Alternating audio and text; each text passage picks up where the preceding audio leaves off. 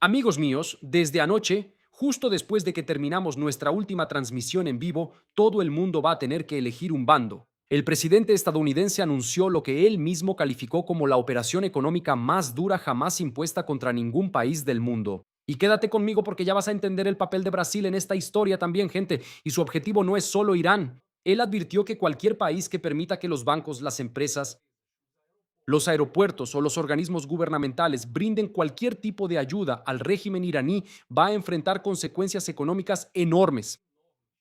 Después, él enumeró uno por uno los elementos que deben detenerse de inmediato: contrabando de petróleo, línea de intercambio de divisas, transferencia de dinero en efectivo, casa de cambio, registro de embarcaciones y empresa de fachada. Y él cerró toda esa declaración con 5 palabras. Dijo así: ustedes saben quiénes son. Le dio nombre a esta operación llamada Día Económico. Y ayer te dije aquí que él había declarado que negociar con los iraníes en este momento es una pérdida de tiempo, y menos de un día después de esa frase salió de la conversación y fue directo al dinero de ellos. Y hay una pregunta que quiero dejar aquí desde ya porque es el núcleo, podemos decir, de toda esta transmisión. ¿Por qué esto exactamente ahora?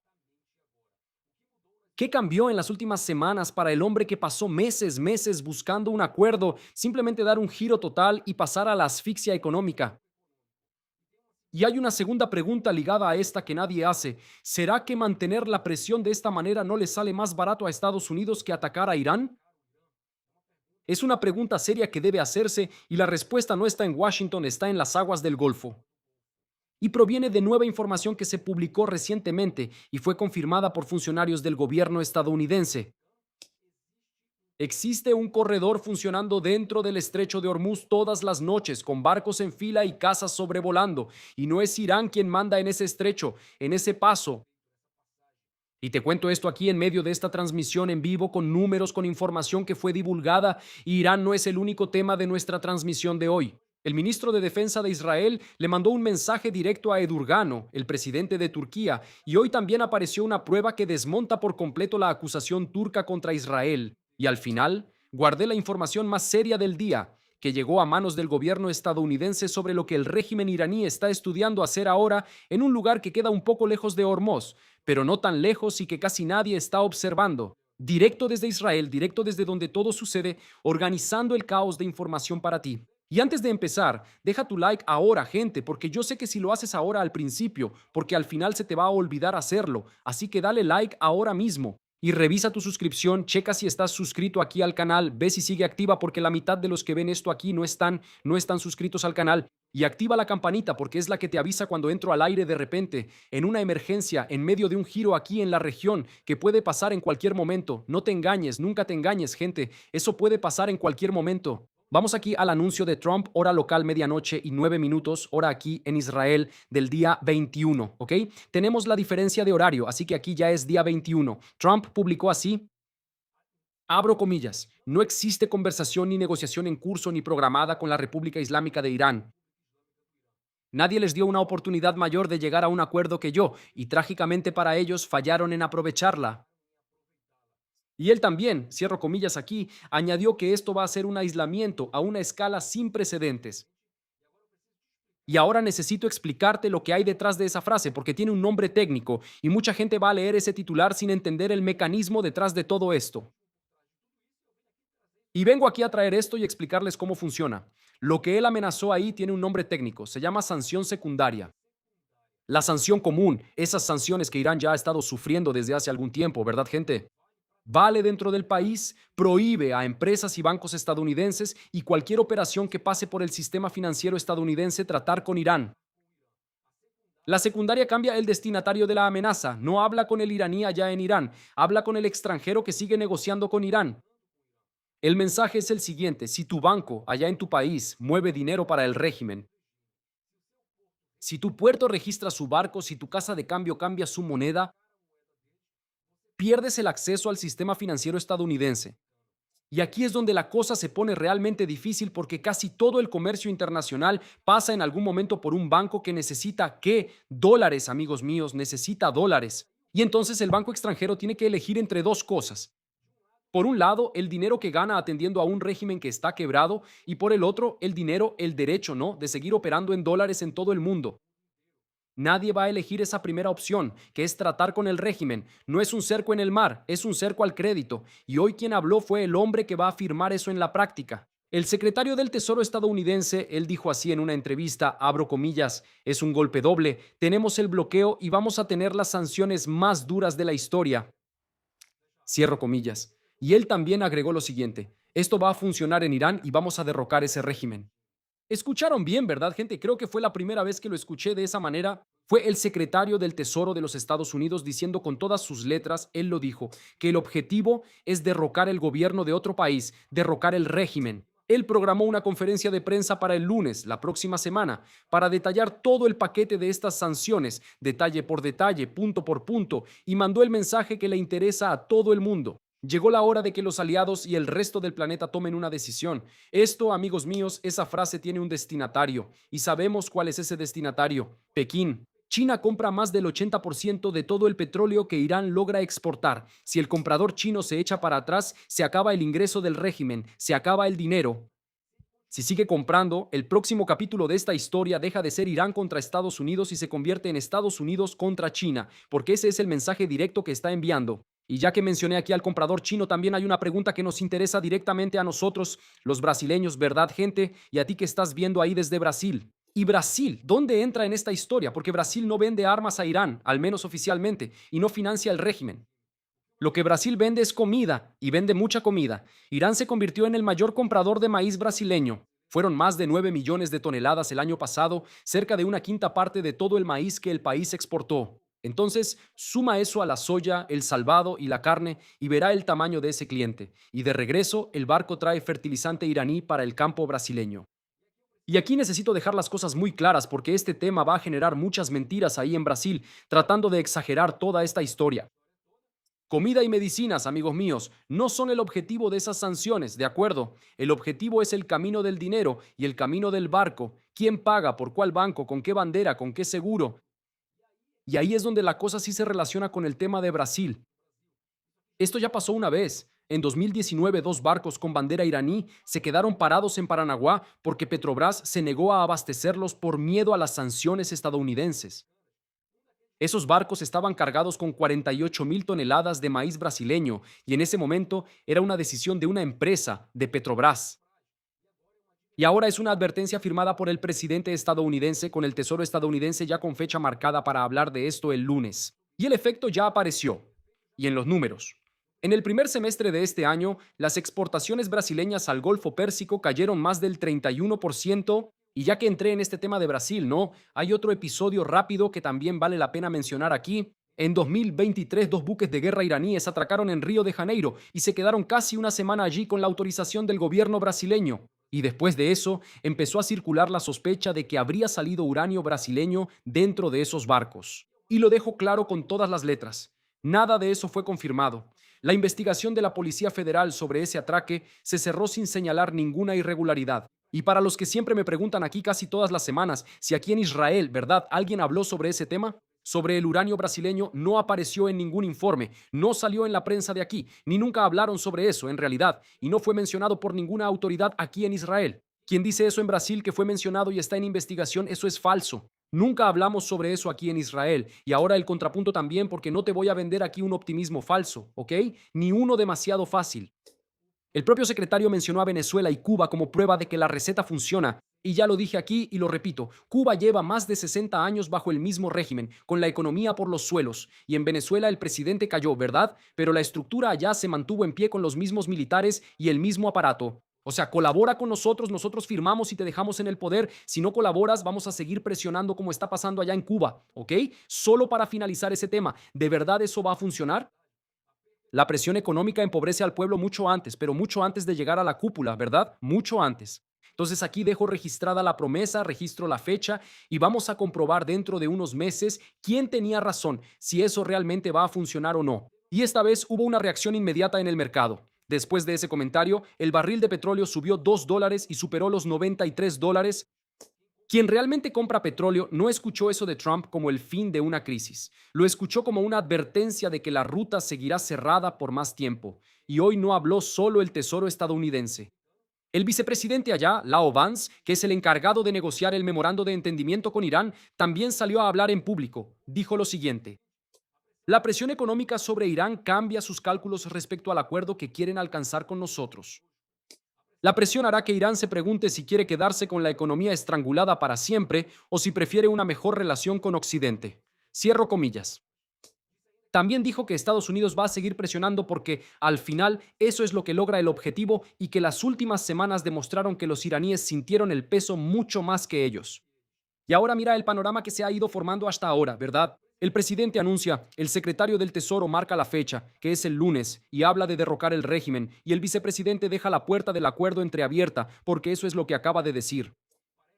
Parece hasta una contradicción, pero no lo es. Es una división de papeles muy clara. Uno aprieta el cuello de Irán y el otro muestra la salida.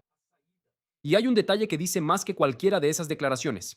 Toda la alta cúpula estadounidense pasó la semana hablando de dinero y no de un objetivo militar. ¿Recuerdas a los Emiratos Árabes que ya cortaron todo ayer? ¿Recuerdas eso? Ellos ya sabían que eso iba a pasar. Probablemente cortaron todo el dinero de Irán. Los Emiratos Árabes ya hicieron eso ayer. ¿Por miedo a qué? Por miedo a que las sanciones estadounidenses los afecten también, porque ellos tienen negocios, tienen cajas, tienen casas de cambio, hay muchas empresas fantasma operando por ahí. Entonces cerraron todo eso según lo que se informó, y yo también les traje esa información aquí. O sea, ya recibieron mucho antes, ¿no? De los estadounidenses la señal de que eso iba a pasar.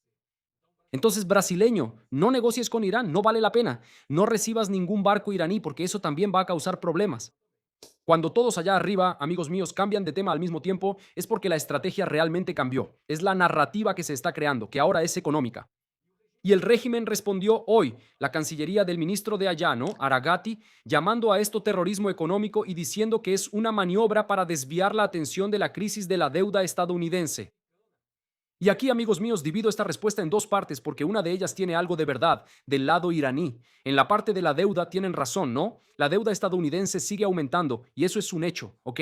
No sirve de nada inventar mentiras porque es un hecho. No sirve de nada fingir que no lo es, solo que una cosa no resuelve la otra. Además, una deuda alta en Washington no pone barriles iraníes en ningún barco. Y la otra parte, la del terrorismo económico, tampoco tiene nada que ver. Quien está vendiendo petróleo y recibiendo dinero no necesita insultar ni inventar historias para nadie. Responde vendiendo y mostrando el dinero entrando. Hablar de terrorismo económico es la forma que el régimen encontró para explicar en casa por qué en la mesa de los iraníes habrá aún menos comida, aún más a partir de ahora. Y aquí devuelvo la pregunta. ¿Qué fue exactamente el terrorismo económico? ¿Exactamente qué? Quienes cerraron el estrecho y atacaron el barco civil con dron y misil no fueron los estadounidenses. Quienes quisieron cobrar peaje de quienes solo estaban de paso no fueron los estadounidenses. Y quien sacó millones de barriles del mercado y encareció el combustible de todo el planeta fue el propio régimen. El mundo ya conoce el terrorismo económico desde hace meses. ¿Y de dónde salió? De Teherán. Y hablando de casa, pasó algo raro en la televisión iraní. Para quien sigue los medios árabes y también los de allá, los persas. ¿Captaste eso? ¿Captaste eso? Porque hay que seguir, es necesario seguir todo lo que sale de allá. Quien admitió el tamaño del problema fue el presidente del Banco Central del régimen, del propio régimen. Él dijo lo siguiente en una entrevista hoy: en las condiciones actuales, la exportación de petróleo prácticamente se detuvo. ¿Estás entendiendo lo que estoy diciendo? Es un tipo de allá adentro diciendo eso, no es Trump diciendo que se detuvo o una imagen satelital. Es el presidente del Banco Central del propio régimen en la televisión iraní, dentro de Irán y no hablando con la oposición, diciendo que la exportación de petróleo prácticamente se detuvo. Y completó diciendo que las reservas en moneda extranjera del país están bloqueadas por los estadounidenses y que la diferencia entre Irán y los vecinos es exactamente esa. El vecino, está hablando aquí del vecino, claro, Emiratos Árabes, Arabia Saudita, esos países de allá. Él dice que el vecino que perdió ingresos todavía puede usar sus propias reservas y que Irán no puede usar sus propias reservas. Él también contó que escribió una carta al líder supremo garantizando que los medicamentos y productos esenciales están asegurados.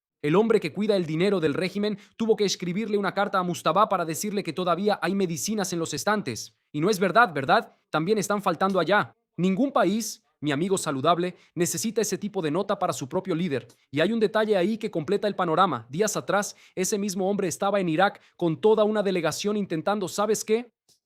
Destrabar cerca de 11.000 millones de dólares que están detenidos en bancos iraquíes por el gas y la electricidad que Irán vendió y nunca recibió el dinero de Irak.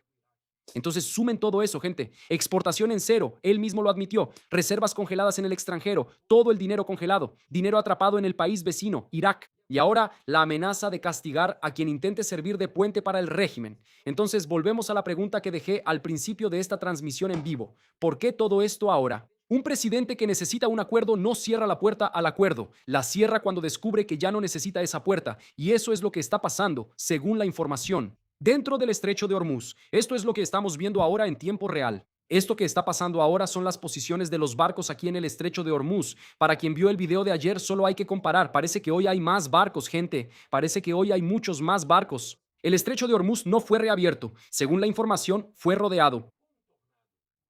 Cuando oscurece ahora, a esta hora, entre 15 y 20 petroleros se forman en fila india en un canal pegado a la costa de Omán. Este canal aquí, mira, justo aquí en esta esquina, aquí pegado a la costa de Omán. Ellos atraviesan en dos convoyes con casas estadounidenses volando por encima y por ese camino pasan, según funcionarios estadounidenses, cerca de 10 millones de barriles de petróleo por día. Ninguno de esos barcos pidió autorización a Irán, la señora Mortadela. Solo para que entiendas, ninguno de ellos pidió autorización, ninguno pagó peaje a nadie. Y la información salió en la prensa estadounidense y fue confirmada por funcionarios del gobierno de los Estados Unidos. Quien organiza eso no es solo la Marina. Existe un equipo montado dentro del cuartel general del ejército estadounidense en Carolina del Norte, trabajando con los países del Golfo para sincronizar la salida de barcos llenos y la entrada de barcos vacíos. ¿Y quién no? Quien quiera entrar aquí en esta fila, esa gente que está aquí afuera, necesita avisar antes. El dueño del barco avisa a los estadounidenses, recibe una ventana horaria y solo entra al corredor en la hora marcada. Entonces déjame darte aquí una pequeña clase rapidito de por qué el sur del estrecho y no el medio, ¿no? ¿Por qué aquí y no aquí?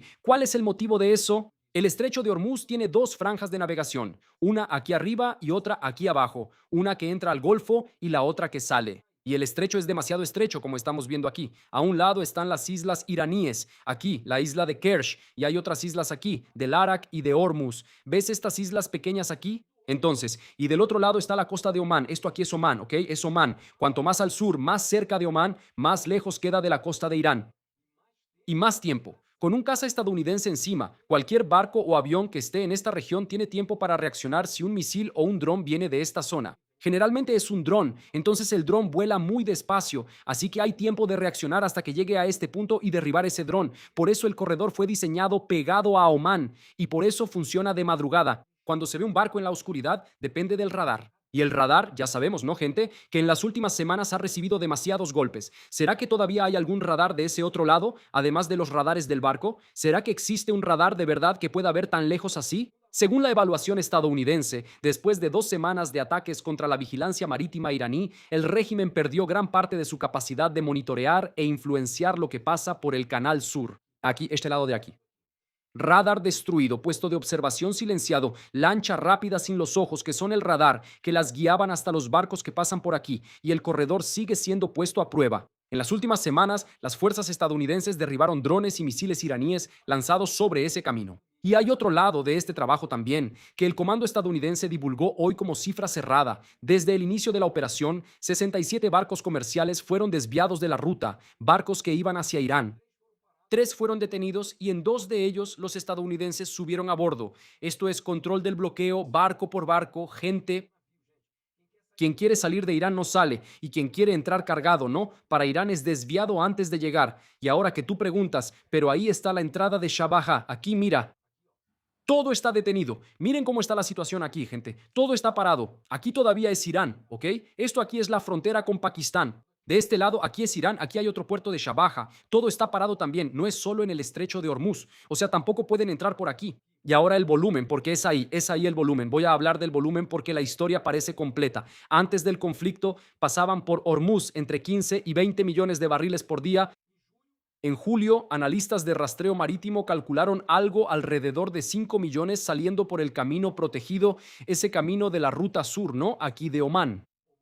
Y hoy los funcionarios estadounidenses hablan de algo alrededor de 10 millones de barriles. Incluso si la cifra oficial es correcta, esto aquí, amigos míos, es la mitad de lo que la región exportaba antes. Y es la falta de esa mitad lo que mantiene el barril allá arriba, en esos 92, 93 dólares que te mencioné hace un momento. Y el precio que pagas en la gasolinera sigue alto. Y ayer te dije aquí que el juez de esta historia es el precio del barril y que el barril caro significa que la ruta sigue bloqueada a pesar de todo esto, de todas esas declaraciones. Y el barril no bajó porque ese corredor no significa que el estrecho esté funcionando, gente. Ese corredor que hicieron no significa que el estrecho esté funcionando de verdad. Es un paso angosto, abierto, abierto, dentro del cerco, ¿no? Eso fue lo que hicieron ahí. Y por ahí puede pasar mucho menos petróleo. Y eso tiene que ver directamente con lo que he estado mostrando aquí en el mapa desde hace mucho tiempo.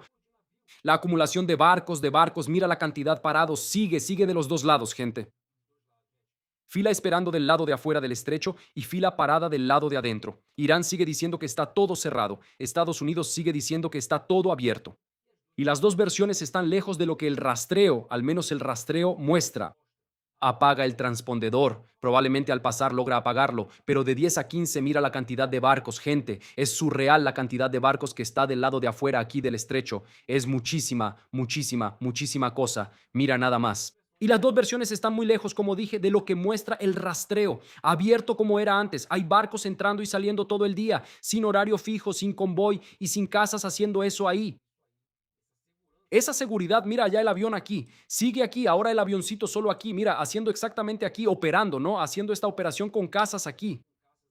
Exactamente cerca de esta ruta aquí del estrecho. Probablemente los cazas están reabasteciéndose y manteniendo la seguridad del estrecho, porque probablemente empezó la operación nocturna. Lo que existe hoy es una fila nocturna con registro, escolta y ventana horaria cargando, en el mejor de los casos, la mitad de lo que pasaba antes. Y ahí viene la pregunta que casi nadie está haciendo, ¿verdad? ¿Por cuánto tiempo, amigos míos, esto se sostiene? ¿Seguir haciendo esto? Porque mantener un corredor de estos en pie cuesta muy caro y desgasta mucho a todos esos soldados que están ahí involucrados, gente involucrados en toda esa seguridad. Es un portaaviones atrapado en la región. Hay casas en el aire todas las madrugadas. Es tripulación estadounidense lejos de casa, mucho más allá de lo previsto. Es un interceptor caro siendo usado para derribar un dron barato.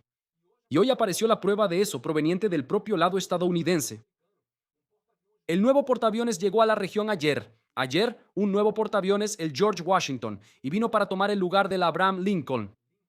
El Abraham Lincoln ha estado fuera de casa por más de 200 días, siendo que pasó más de 250 sin atracar en ningún puerto. ¿Te imaginas eso? 250 días sin atracar en ningún puerto. Esto es un récord desde la época de la pandemia.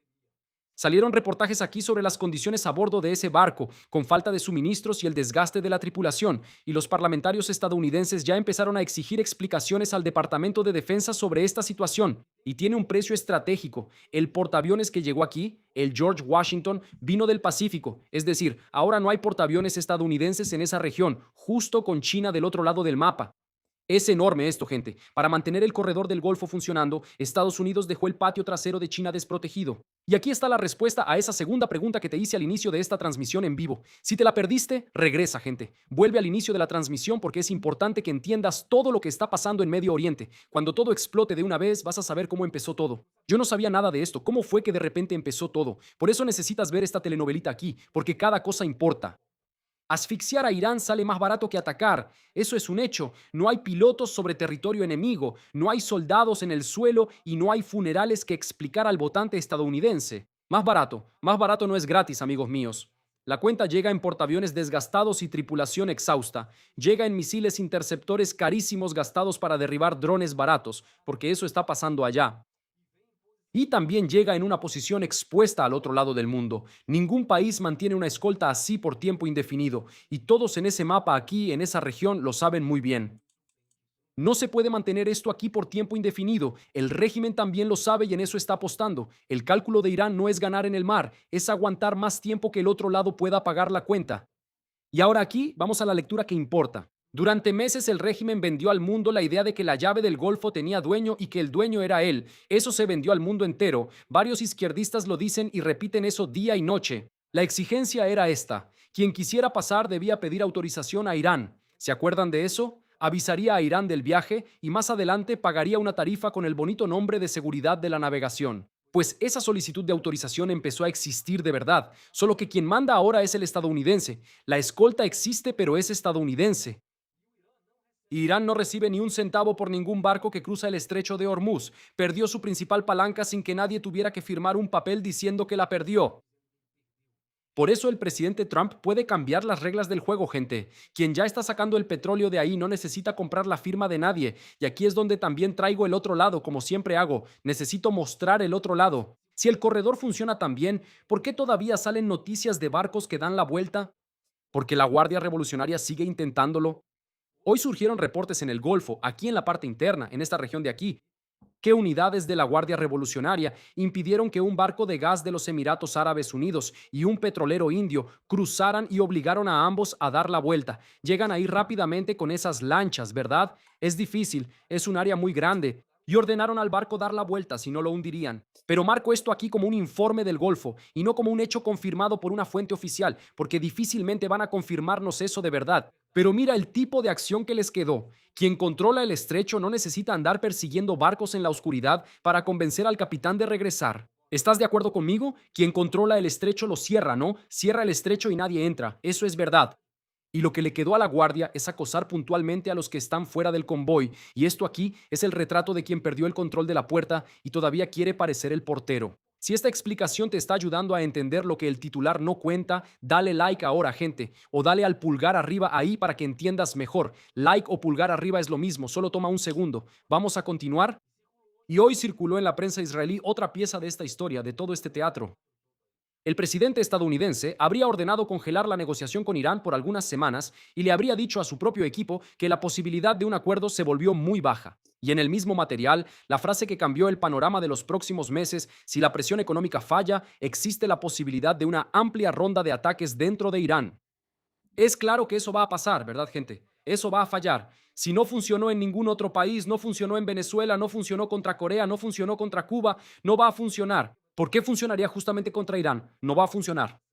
Y también lo marco aquí, ¿ok? Eso es una versión de la prensa, ¿verdad? Dicha hoy en público aquí. Puede que pase, puede que no. Pero también hay una declaración del propio secretario del Tesoro que dijo, según su interpretación, que la máxima presión económica significa justamente que no viene una nueva ronda de fuego, de guerra ahora, pero puede ser que venga después. Las dos posibilidades están sobre la mesa al mismo tiempo y quien te diga hoy cuál de ellas va a cumplirse está adivinando porque no sabemos eso, de verdad, no sabemos lo que va a pasar a partir de aquí. Pero mantenerlo de esta forma es mucho mejor que empezar una guerra, porque ya sabemos que eliminar grandes figuras de Irán parece que no parece resolver gran cosa. Con ataque aéreo, con fuerza aérea, no se gana una guerra. Y Occidente no tiene miedo de entrar por tierra, no tiene valor, ¿verdad? No tiene valor para realmente invadir Irán por tierra y dominar aquello. Y ahora necesito llevarte al norte de Israel, porque el asunto de la pista allá en Siria, ¿te acuerdas de Siria? No terminó en aquella madrugada. Hoy el ministro de Defensa de Israel escribió lo siguiente: miren, gente, esa relación ahí, esa historia entre Israel y Siria está empezando a calentarse, está empezando a calentarse.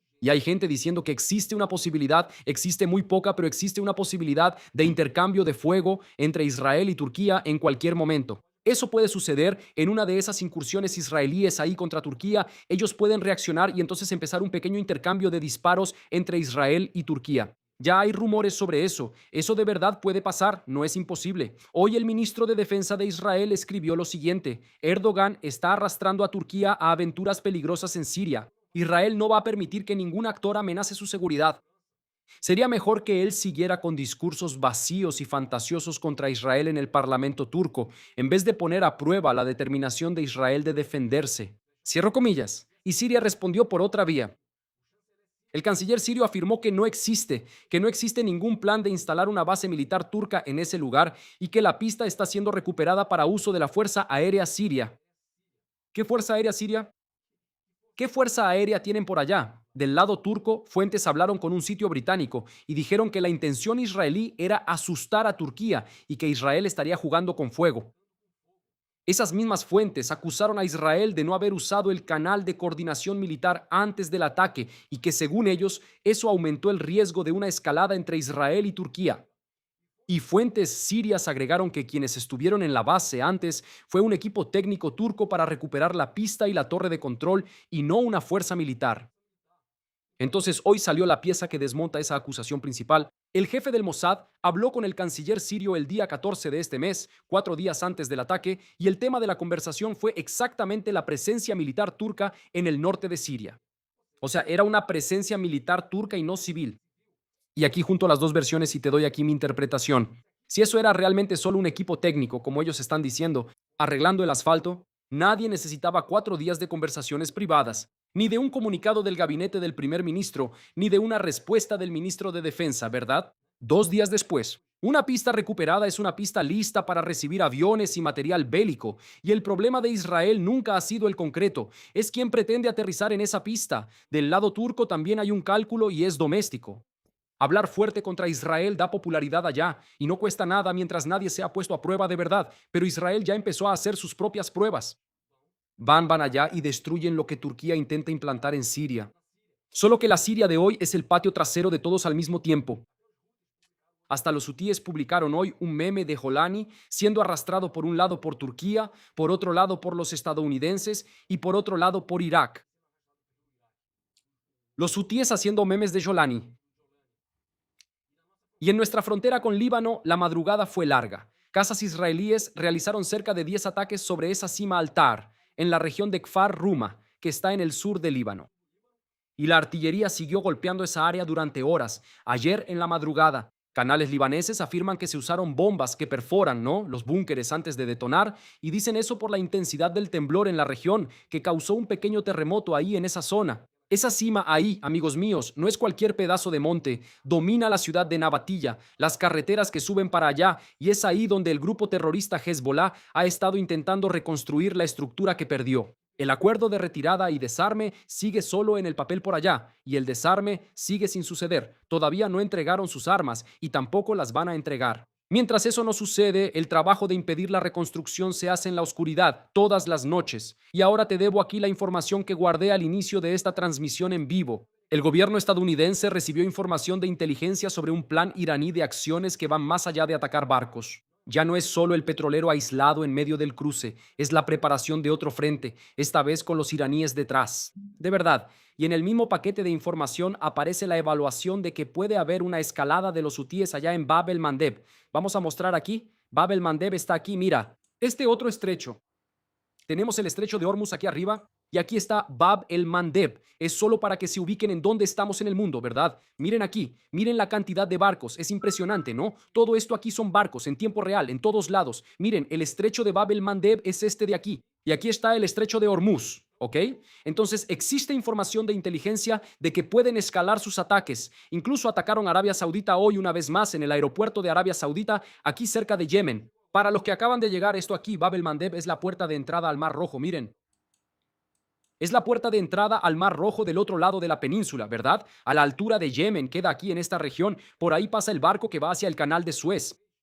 Casi todo lo que sale del otro lado del mundo termina pasando por aquí rumbo a Europa, ¿verdad? Hace todo este recorrido aquí, mira, y entra aquí en el canal de Suez y sale al Mediterráneo rumbo a Europa. Y aquí, amigos míos, cierro con la palabrita en hebreo de hoy, ¿vale? Solo para que entiendan la situación. La palabra en hebreo de hoy es ma'abar. Ma'abar se pronuncia así, exactamente así, ma'abar, ¿ok? Que significa paso, travesía, el paso de un lugar a otro. Durante meses, el mundo discutió si Irán iba a abrir el estrecho de Hormuz o cerrarlo, como si ese fuera el único paso que existe en el mapa. Y mientras todos discutían, se abrió un nuevo paso de madrugada, con casas arriba y sin pedirle permiso a nadie, ahí pegado a Omán. Y yo sigo aquí, mis amigos, directamente desde las montañas de Judea, juntando las piezas una por una de la manera que los grandes medios nunca van a hacer por ti. Así que ve, suscríbete al canal, activa la campanita y deja tu like. Guerra nuclear, ya lo escribió Carlos. Bueno, vamos aquí rápidamente. El mundo se acaba, impulsa, el miembro apoya, apoya a este miembro, impulsa, vive ya Israel, gracias. Idea. Rusia extraña a Stalin para resolver el asunto con Ucrania. La guerra ya está muy activa. Ayer hubo ataques masivos contra Kiev.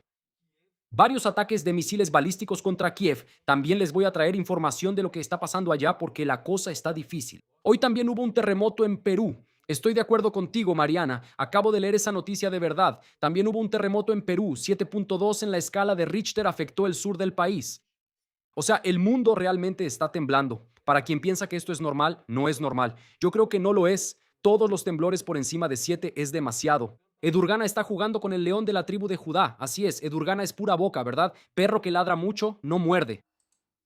Gracias, Vera Oliveira, por el super stick. Gracias de corazón. De verdad, para los que están preguntando ahí, gente, sobre la situación de la votación, ¿se acuerdan de la votación esa del IBEST o IBEST? La votación se reanuda el día 27, lo voy a traer aquí, se los voy a recordar, ¿ok? El día 27 recibo otra vez ese enlace para poder votar. Voy a traer el enlace. Por ahora, ese enlace anterior ya no existe más, ya no está activo. El día 27 me van a dar otro enlace y voy a poder compartirlo aquí para que ustedes empiecen a votar una vez más aquí en el canal Viva Israel. Para que podamos competir y tal vez subir ahí, ¿no? Gracias a ustedes, si votan para el top 10 Brasil, ahora ya estoy en el top 20, ¿ok? Top 20 y pronto, si Dios quiere, en el top 10. Eso sucede allá el día 27. El día 27 empieza nuevamente la votación. Este es el sello que recibí desde entonces. Top 10 Brasil, top 20 Brasil. Y la competencia ahora es para subir al top 10. Shh. Mateus 24 habla de todo esto. Y yo sigo haciendo operaciones en Judea y Samaria siempre. Nunca se detuvieron ni un día las operaciones en Judea y Samaria. Mañana les voy a traer información sobre la franja de Gaza, porque están pasando muchas cosas allá. Voy a dejar a Irán un poco de lado, solo si realmente pasa algo grande sobre Irán. Voy a traer noticias de la franja de Gaza, noticias de Judea y Samaria, noticias del Líbano y de Siria también, porque todavía están pasando cosas allá. Mis amigos, este es el en vivo de ahora. Si pasa algo grave en el momento de la media, regreso en cualquier momento. Gracias a todos los que apoyan el canal, a todos los patrocinadores del canal. Gracias de corazón. Un abrazo a todos amigos y hasta el próximo en vivo.